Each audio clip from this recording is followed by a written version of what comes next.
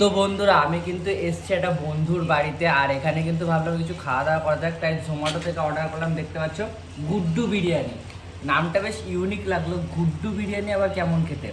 তো অর্ডার করে নিয়েছি চিকেন বিরিয়ানি, দেখতে পাচ্ছ চলে এসছে। এরকম কিন্তু রাইসটা রয়েছে রয়েছে কিন্তু এরকম একটা ধামসা সাইজের বাঙালির ইমোশন।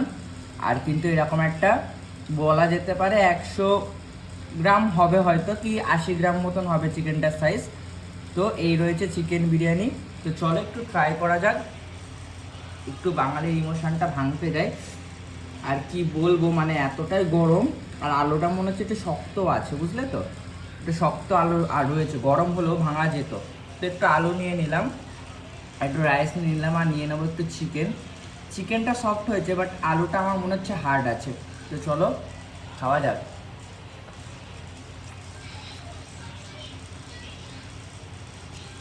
দেখো, যদি বলে টেস্টের কথা, টেস্ট কিন্তু অ্যাভারেজ, মানে খুব যে হাই ফাই বিরিয়ানি তাও না, আবার যে কমা খেতে তাও না। তো চলো একটু পেঁয়াজ নিয়ে নিই, দেখি একটু ইমোশনটা ভাঙা যায় কিনা। না, আলুটা মানে অতটাও কিন্তু সফট না, আবার হার্ডও না, মাঝামাঝি যে পোর্শনটা সেটাই।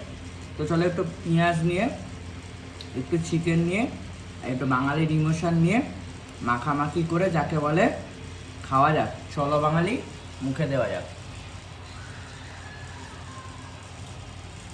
ওভারঅল ঠিক আছে, গুড্ডু বিরিয়ানি চলে যায়। তো এতটা রয়েছে, আমি খাই। ভিডিওটা কেমন লাগলো অবশ্যই কমেন্ট করে জানাবে, ভালো লাগলে একটা লাইক করে দেবো। টাটা।